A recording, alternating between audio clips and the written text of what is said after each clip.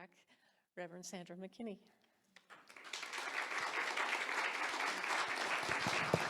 Thank you, Laura. Good morning. I saw last week you had Reverend Paul Hasselbeck.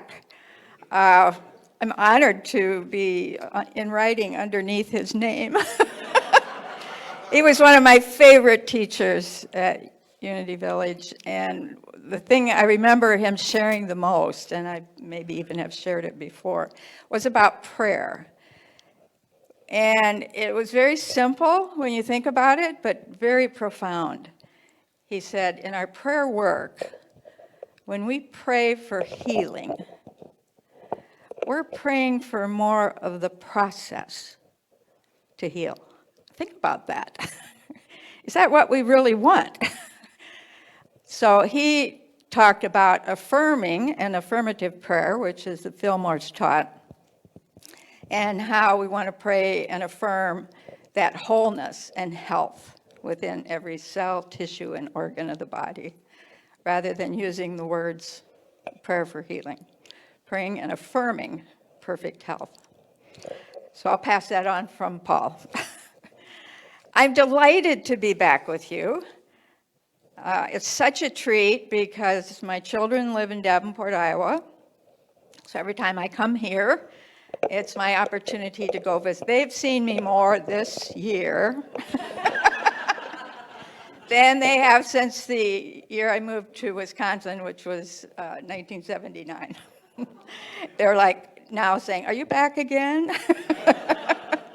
But thank you, that's been a gift. And I'm so excited that you have hired a new minister. I left a card with Laura to hand on to her. It's an exciting time when you bring in a new minister. And it's almost like you're in a honeymoon period for a while. I would encourage you to stay in the honeymoon period. And having led this community, took many of you to do that over the time you've been without a minister. I think it helps you to understand the work of ministry and the work that the minister does. So I would just invite you to hold that in your heads and hearts as you move forward. And thank you, Janub. Your music was beautiful. Thank you. I'm blessed that you were here today. I'm also in a class with Reverend Tony Boehm. Who knows Tony Boehm? I knew Jan and Susan would. She was also one of my teachers at Unity Village, and one I really admired. And she was leading a year-long class that meets once a month on Zoom. Does anybody know about Zoom? An online class where you're all on the screen at the same time and you can hear each other talk. It's really incredible what technology is these days. But we started, I believe it was in April or March. And we meet once a month for an hour and a half. It's a year-long class. And it's on raising consciousness. We are in incredible times right now. And I see some of you shaking your head, you know about that. This vibrational energy that's shifting. Just think of the year 2020. You know, what's another meaning for 2020? Seeing clearly. And I'm learning so much from this class about energy, about vibration, and how the Fillmores talked about this in the early 1900s, late 1800s, to think how far advanced they were. So I'm just always in awe as I get reinforced about the material the Fillmores wrote about and presented. Am I not on? No, you're on. Oh. There's something that is rattling here. Is that what I'm hearing? It's something. I heard it. That's hitting that. Okay. Is it your necklace? Oh, it's that cross. Yes. The cross has a story. I do a lot of weddings. And, I don't normally resonate with the cross as a symbol. But when I go to weddings, that I'm speaking to many different denominations, if some none, but when they see this, when I walk in, they say, oh, there's the minister. That's the only reason I got it.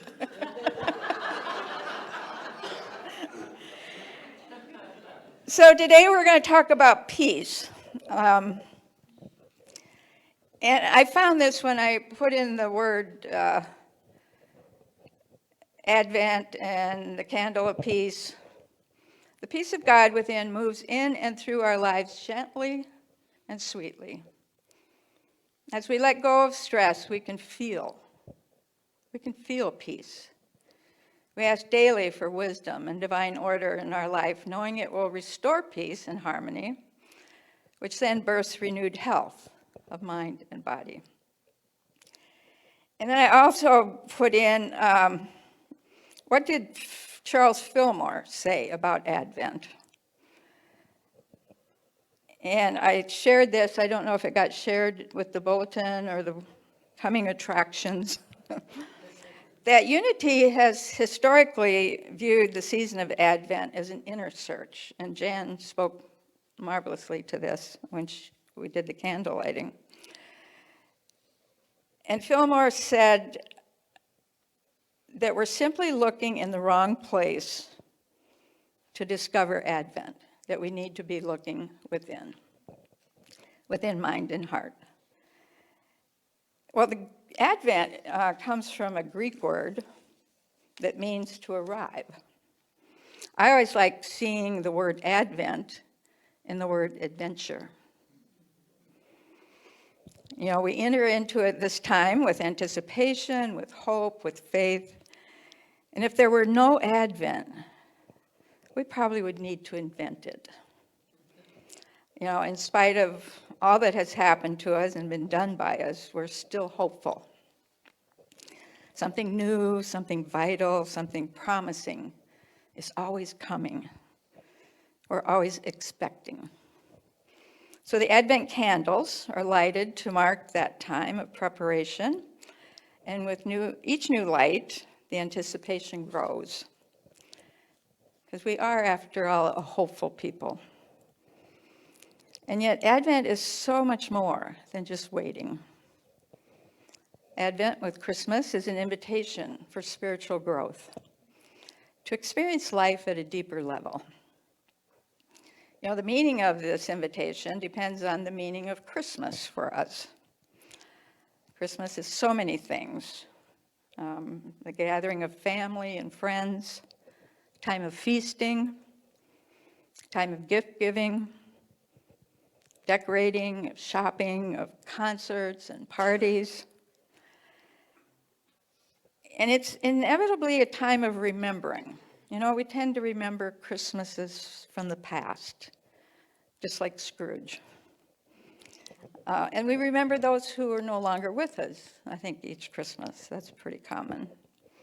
And we celebrate maybe new arrivals into the family who are having their first Christmas. You know, each Christmas marks the passage of the years for all of us. And Advent culminates in Christmas, can be a time of gestation and giving birth to that which is new in our lives, that which is of God. You know, Advent is Christian language for the process of nurturing and birthing a change of heart. It's a personal commitment in our lives to a power greater than ourselves. We could say a personal commitment to living by the highest values that we know. You know, in Unity, we believe that the Christmas story is our own story, and that each aspect, each character in the Christmas story represents a part of us. So this Christmas season, I invite you to ask, how am I like the shepherds? Or the wise men? Maybe even the innkeeper? How am I like Mary, a young girl who was asked to do an unimaginable thing? You know, her role required faith and courage and surrender. How can I use those same qualities in my own life when I'm guided to do something that's seemingly impossible? Christmas stands as a symbol for that to which we would commit. But more than a symbol, it embodies the Advent invitation. It even triggers it. For it is our lifetime of Christmas experiences from childhood to adult that somehow works within our hearts, you know, softening our hearts, opening our hearts, especially at this time of year. It's the reason you'll get multiple invitations to give to your favorite nonprofit organization, because our hearts have been open to giving, especially this time of year. It's a sort of unconscious inward transformation, much like the one Scrooge had. So it's at this level that all those outward trappings of Christmas become one with the inward call of the heart. And if we remember the magic of childhood Christmases, it adds so much of Christmas in the stories that we share. And if we let ourselves dwell in the stories and for a time suspend any critical thinking, those stories can guide us. You know, the longings of our heart are to be reborn. Christmas calls to us, and Advent becomes our season of response. So this morning, as we enter into the metaphor of birthing, each of us, like Mary, have been chosen and embraced by God to be pregnant with divine ideas and called by God to offer our bodies and our prayers that other people might live abundantly. So if we let ourselves think of this in this way, then we can understand the prayer for each of us engaged in this birthing business. Now, Advent invites us, in us, an attitude of serious reflection. What is it we are birthing? I think this is especially important as we move into 2020. There's some incredible energy happening right now that will take us into the first week of the new year. I know the group that's working with Tony, we are meeting via technology on 12/12 at noon. Some of you know about that one too. And we're going to be doing a joint meditation that she's going to guide. I would encourage everyone in this room at noon on 12/12. You know, the year 2019 adds up to 12. So it's 12/12/12 at noon. And I would invite you to sit in the quiet, in meditation and in prayer. And I promise you something will shift within you. Tony led us through a meditation last Tuesday. And as she spoke the first sentence, tears started rolling down my eyes. And I didn't know why. But that's the energy. That same thing happened to me this morning when you sang. Tears came to my eyes. Thank you.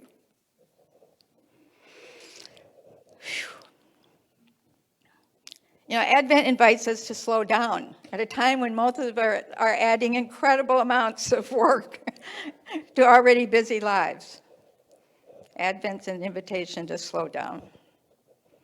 Think about where we're going and why. Advent invites us to imagine giving ourselves time, that kind of time that we do for prayer and meditation.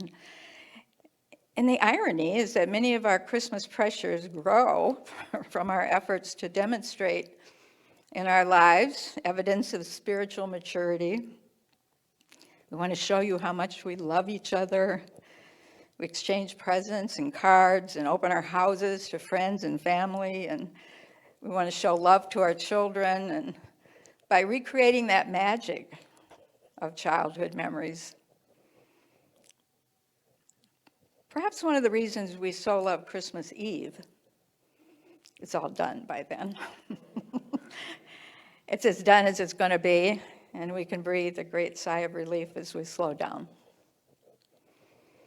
So I don't call on us to drop all that activity and spend Advent in this quiet contemplation, but what I invite for all of us is maybe a change of attitude. I invite us to make time in all that we do, even in the face of all the pressures, to ask ourselves, why am I doing this? What is my hope for Christmas? When it has come and gone, what do we long for it to leave in our hearts? Perhaps there's nothing we're willing to let go of to make time for that sort of reflection. And yet still we can let it shape our thoughts, especially as we sit here on Sunday mornings, even baking cookies, writing cards. We can sit for a moment on a bench in the mall and ask, what do we long to give birth to in our lives? What's the real gift that we want to give? And as we choose and wrap those gifts, what sort of person do we long to become? If we let ourselves ask these questions, the answers will come. Now, those answers come at unexpected times and places, but they will come. I had it happen this week. And it's when we really are paying attention. You know, one of my jobs is taking care of homes and pets when people travel. And I have a client who has me go check their house once a week from October to April because they're in southern country. And as I'm closing the garage door, I just glanced at the license plate on the car that's sitting in the garage, and it said 222. And I'm into numerology and numbers, and so it's like, that registered. And then I went and picked up mail for an organization I'm part of. I went home and was writing an email to acknowledge a donation that had been made. And the address to where the donation came from was 222. To me, that's not an accident. So then I went online, and what does 222 mean? Because numbers have meanings. And 222 was very spiritual, and also a meaning of new change, something new, a beginning. And it just resonated with the class I'm doing, that it was all connected.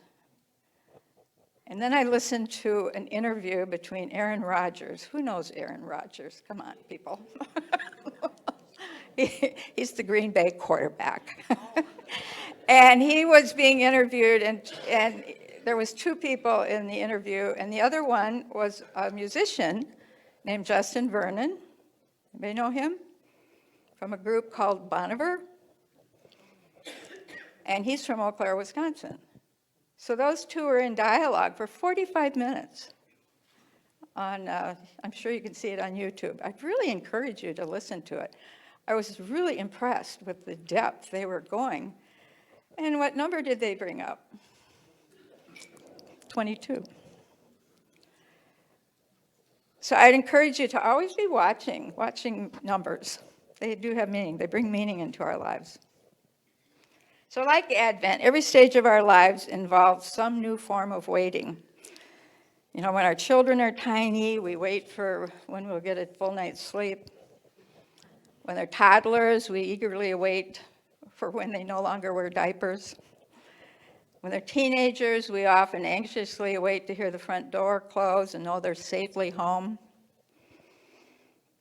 And if we welcome a waiting as a spiritual discipline, then waiting will present its spiritual gifts.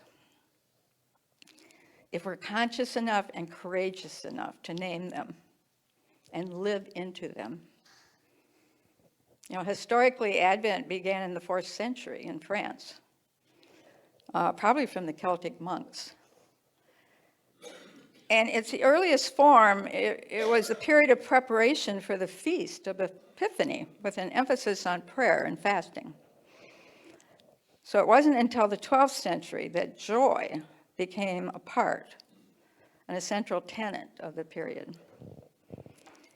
You know, environmentally, in many parts of the world, Advent began the cold season.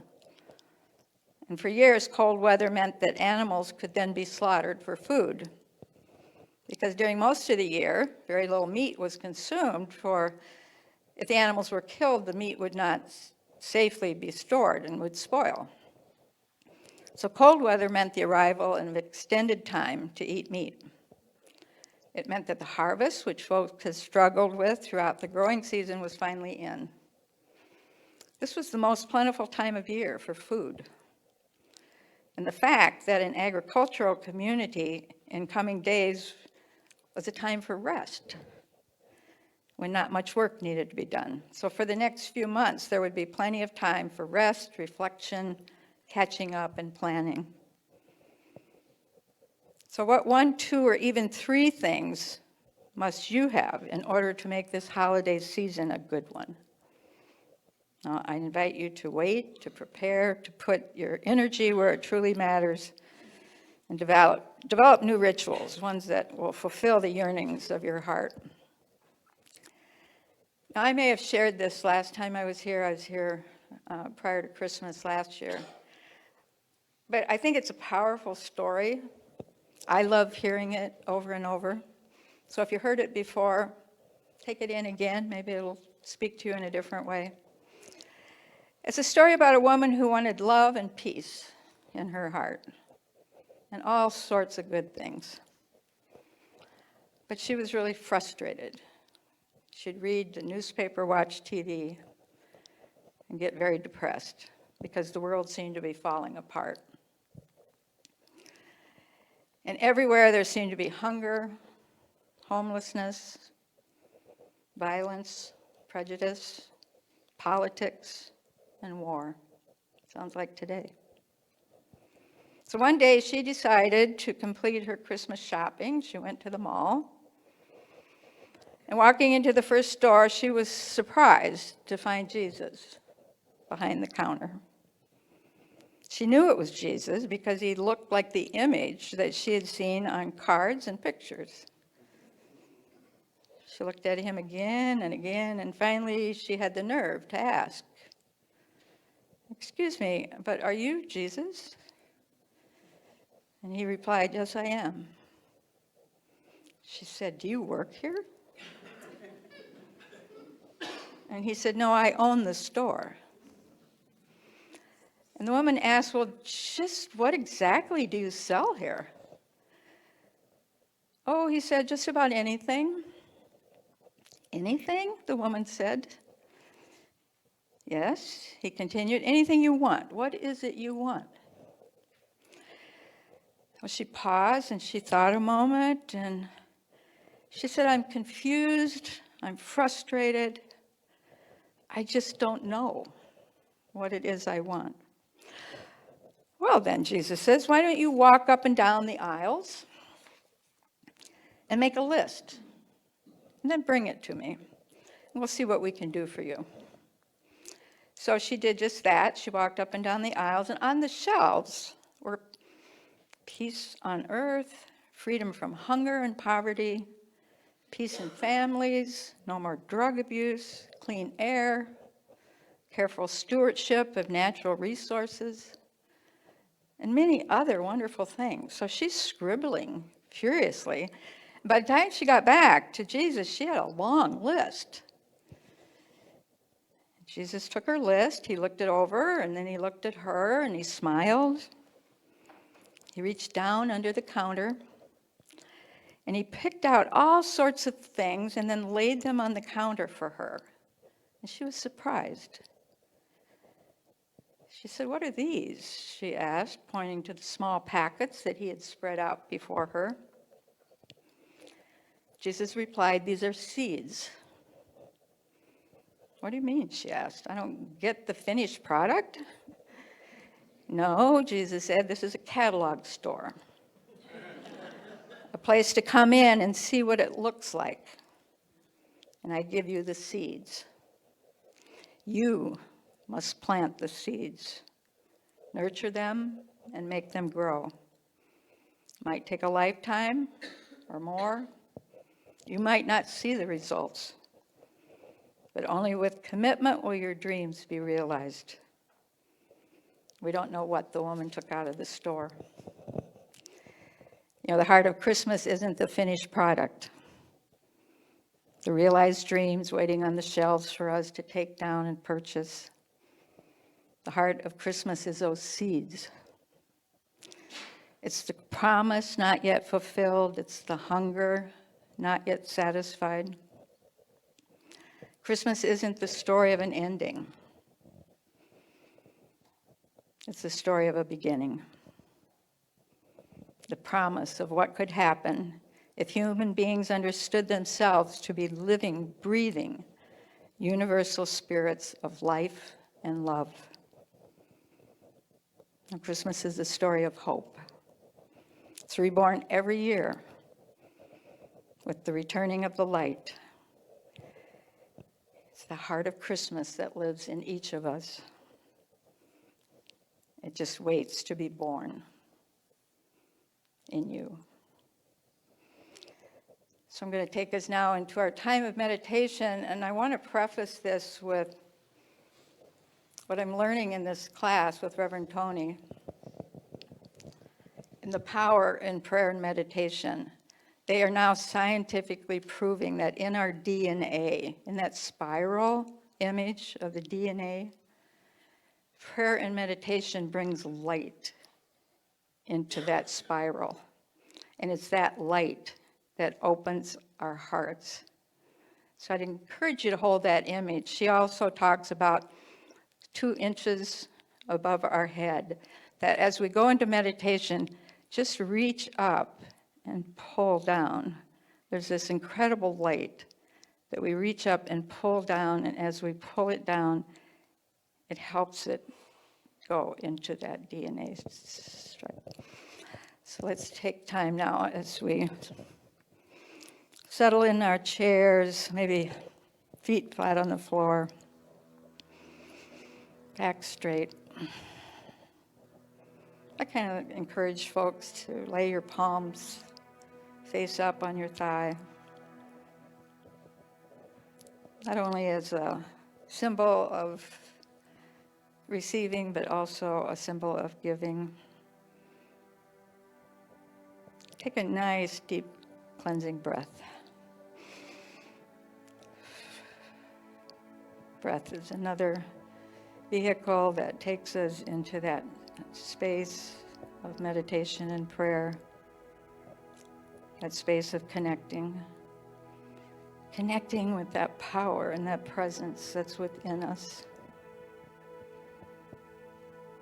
within every cell of our tissue, every organ. Again, a nice, deep cleansing breath.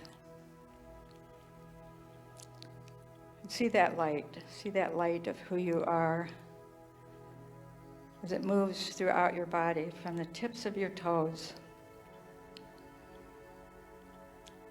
to the peak of your head. And as that light fills our being,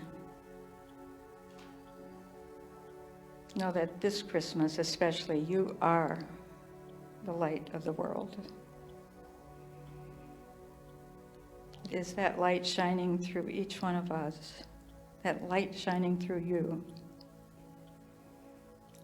that brings to this world those gifts that are represented in those seeds. And as you plant those seeds, know that you are manifesting in your world and with those who you come in contact with, that message of love and light.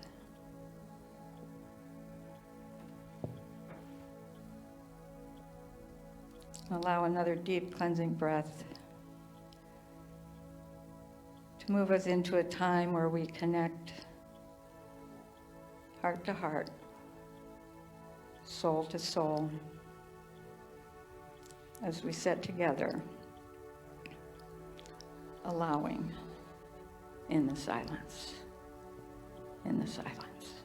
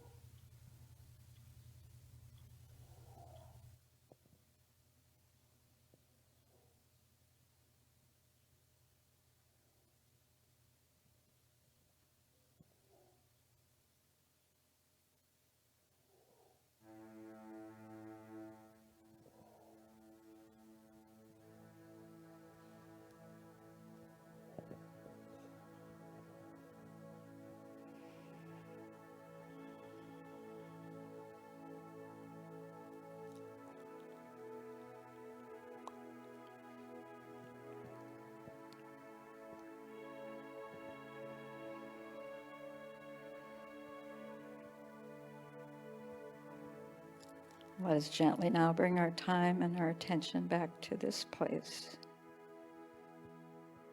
As we do so in deep gratitude, as we say, thank you, God. Amen.